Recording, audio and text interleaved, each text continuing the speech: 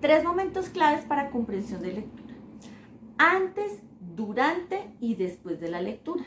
¿Qué debemos hacer entonces antes de la lectura? Aumentar lo máximo que podamos el vocabulario de los niños, ¿sí? Empezar a contarles los nombres de las cosas y las funciones, porque cuando vamos a leer, a veces ellos no comprenden porque no tienen un muy buen vocabulario.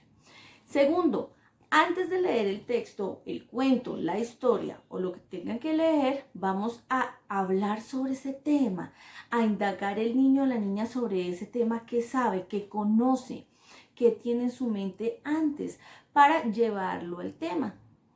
Y además vamos a hacer algunas, diríamos, como apreciaciones antes de leer el texto para decir, bueno, ¿y de qué se tratará el texto?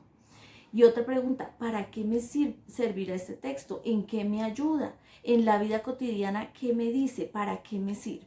Entonces, antes de leer el texto. Durante la lectura del texto. Durante la lectura del texto hay muchas cosas por hacer, pero lo primero, leemos de principio a fin sin parar y antes de eso leemos títulos, subtítulos y dibujos. ¿Por qué? Porque antes de leer sin parar, leemos títulos y subtítulos y dibujos, porque nos ubicamos en el texto, conocemos de qué se trata y la comprensión se va a aumentar. Cuando ya leemos de principio a fin sin parar, entonces le vamos a decir al niño o a la niña, bueno, con tus palabras, ¿qué entendiste? Y seguramente nos va a decir, ojalá, la generalidad del texto. Además desarrollamos lenguaje, además trabajamos en procesamiento de la información.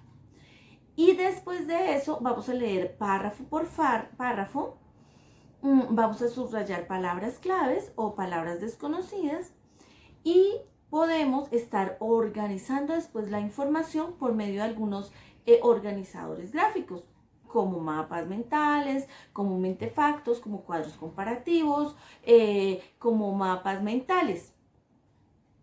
Y la tercera parte, que es después de la lectura, es, bueno, ya organizamos la información, ahora volvemos a decir con nuestras palabras que entendimos, ya teniendo nuestra organización gráfica, porque esto nos permite mirar qué sabemos, qué comprendimos, qué no entendemos o qué se nos olvidó.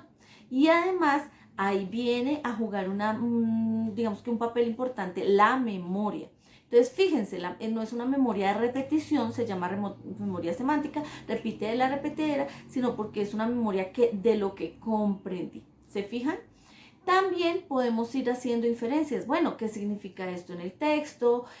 ¿Por qué esta palabra está ahí? ¿Qué querrá decir lo que dijo el autor?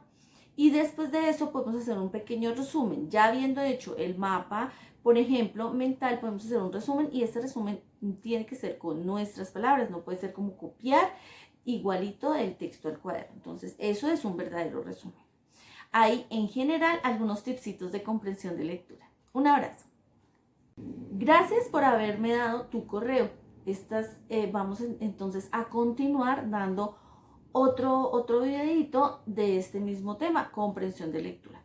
Si tu hijo o tu hija requiere un poco más de acercamiento, sientes que definitivamente con esas estrategias no comprende la lectura, hasta ahora está empezando a leer y le cuesta, comprende pero como que no va más allá, y para los estudiantes que tienen textos más complejos donde hay que hacer inferencias, asociaciones, abstracciones y les cuesta, bueno, con mucho gusto estamos para servirles. Escríbenos a terapiasrompecocos@hotmail.com o a nuestras redes o al WhatsApp para que nos cuentes tu inquietud y podamos empezar a hacer una muy buena asesoría. Recuerda, de una muy buena comprensión de lectura depende que tu hijo se motive o que tu hija le vaya bien en cualquier materia o en cualquier área de su colegio. Un abracito.